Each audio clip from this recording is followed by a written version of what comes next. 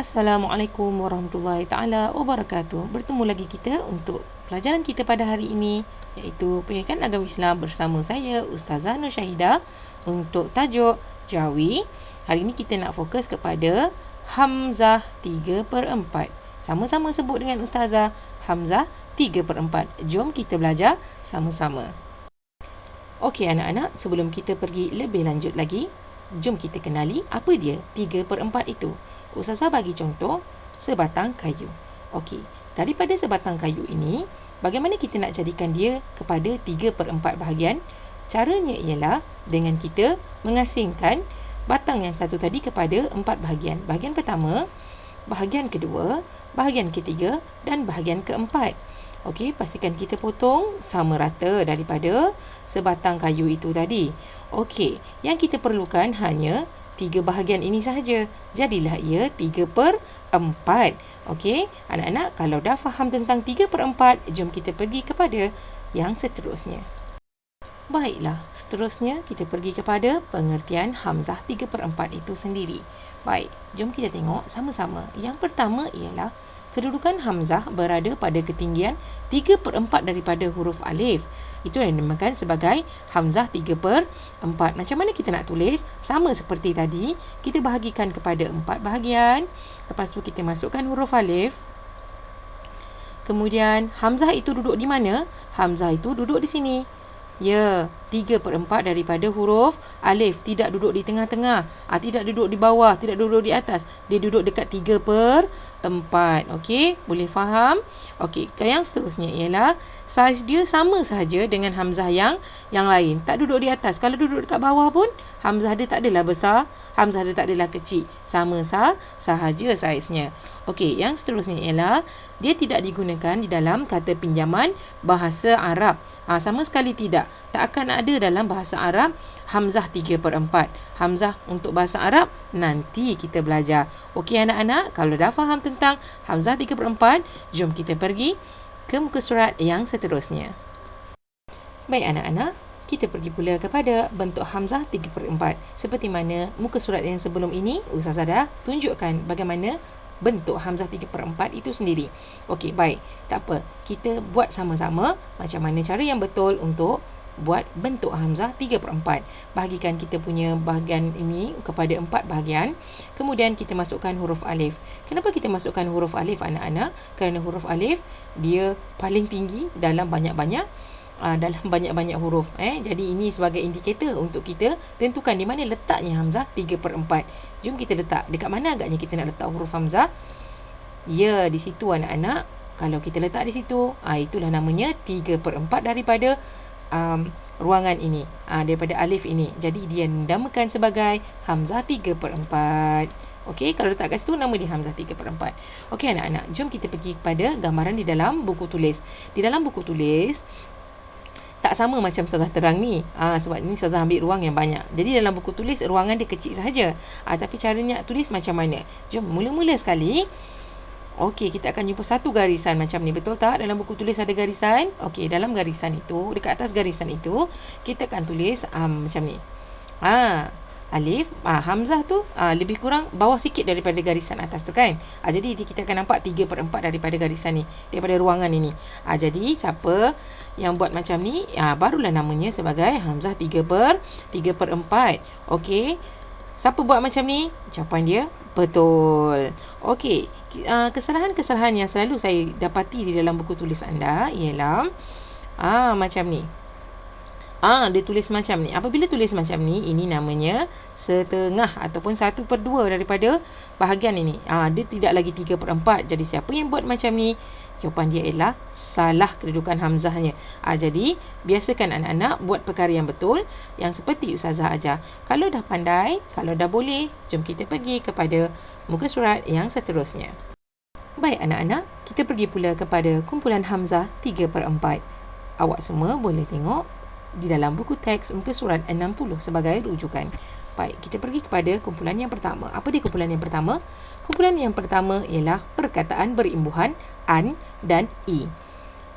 Kumpulan yang kedua ialah kata nama khas. Kumpulan yang ketiga ialah kata dasar daripada suku kata gabungan ai, au dan ui. Jom kita tengok satu persatu. Baik, kita pergi kepada kumpulan pertama, iaitu kumpulan imbuhan akhiran an dan i. Kita pergi kepada imbuhan an dahulu. Awak semua boleh tengok dalam buku teks muka surat 60. Okey, jom kita tengok penerangan dia. Pertama ialah huruf hamzah akan ditulis 3/4 selepas huruf alif. Ia berlaku apabila perkataan tersebut dimasukkan imbuhan akhiran an dan i pada perkataan berakhir dengan vokal a. Okey, apa yang dikatakan itu? Jom kita tengok satu-satu. Yang pertama sekali kita nak kenalkan dulu vokal A.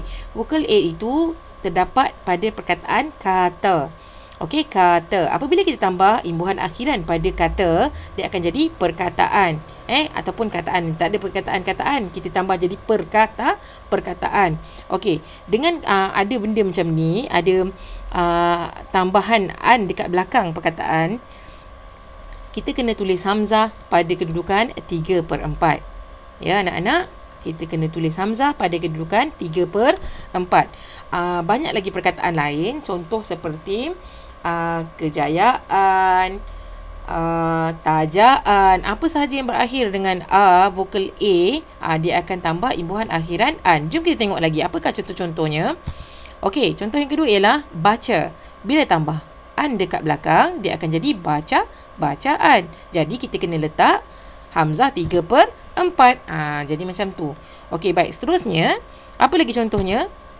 Perkataan reka. Okey, kalau reka tambah an dekat belakang, dia akan jadi rekaan. Okey, bila jadi rekaan, kita kena letak hamzah apa, anak-anak? Hamzah 3/4. Pandai. Jom kita tengok pula imbuhan akhiran i. Okey, jom kita tengok sama-sama. Okey, baik, kita pergi pula kepada imbuhan akhiran i. Kita fokus kepada i pula. Tadi an, ini kita pergi akhiran dia i. Okey, boleh rujuk buku teks muka surat yang sama, iaitu muka surat 60. Jom kita tengok penerangan dia. Huruf hamzah akan ditulis 3/4 selepas huruf alif. Sama macam tadi ya. Ia berlaku apabila perkataan tersebut dimasukkan imbuhan akhiran an dan i. Okey, yang i ini sama macam tadi, tapi dia i, bukan an. Okey, jom kita tengok apakah perkataan-perkataan yang akhiran dia bunyinya i. Okey, kita boleh tengok dekat sini. Contoh pertama itu warna. Warna dia akan jadi mewarnai. I belakang tu, imbuhan belakang tu, apabila ada je bunyi macam tu, dia akan adanya tulisan hamzah 3/4 di dalam tulisan jawi. Okey, apakah lagi contoh-contoh perkataan? Jom kita tengok. Yang kedua ialah suka.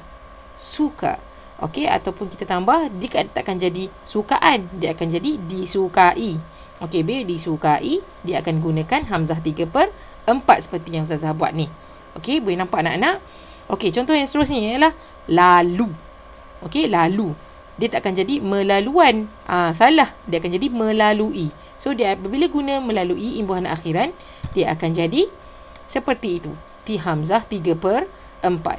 Kalau dah faham kumpulan yang pertama ini, jom kita beralih kepada kumpulan yang kedua. Baik, kumpulan yang kedua kita namakan sebagai kata nama khas. Kita akan jumpa hamzah 3/4 pada kata nama khas.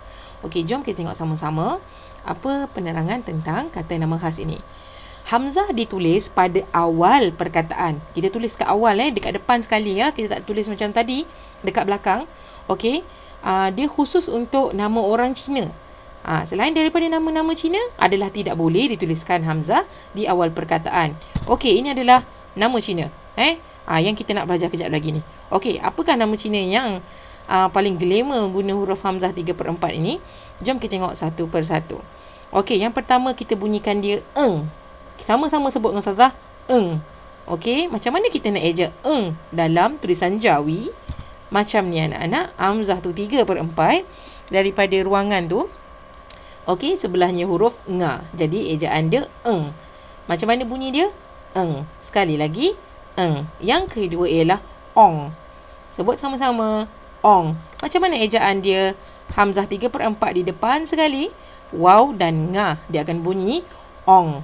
Okey, awak boleh hafal yang ni sebab dia tak ada kat tempat lain, tak ada dekat mana-mana. Hamzah duduk dekat depan sekali ni, memang kata nama khas bagi orang Cina.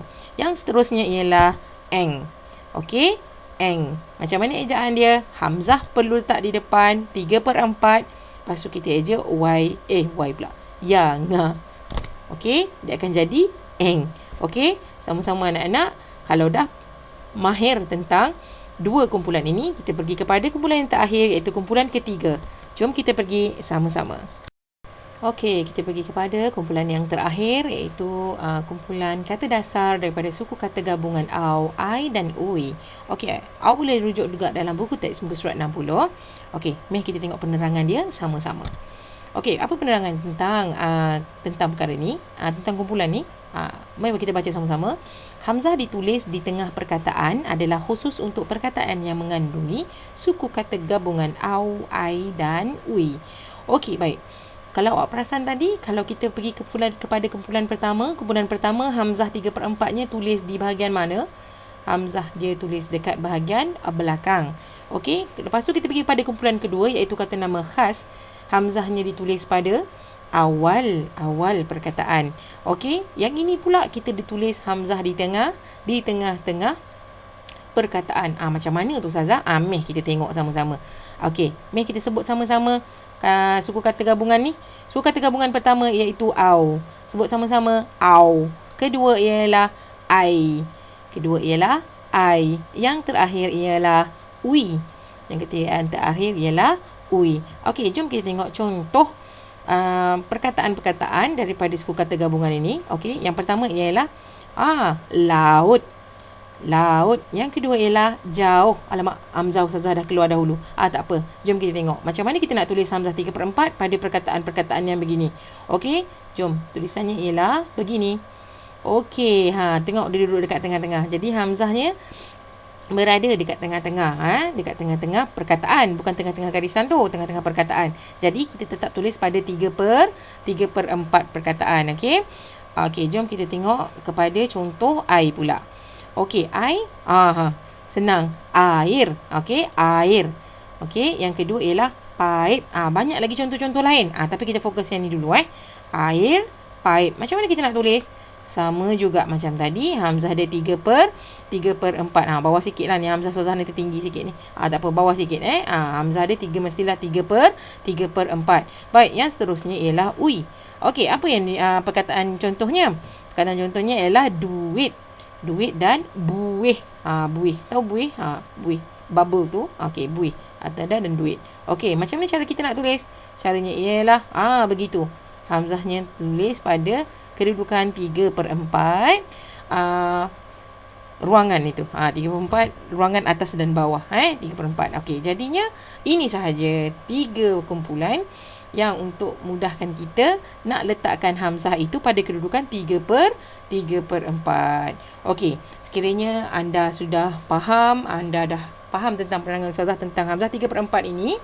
Okey, kita tutup, kita habis dulu setakat ini. InsyaAllah kita akan jumpa lagi pada ruangan akan datang untuk sambungan Hamzah, insyaAllah.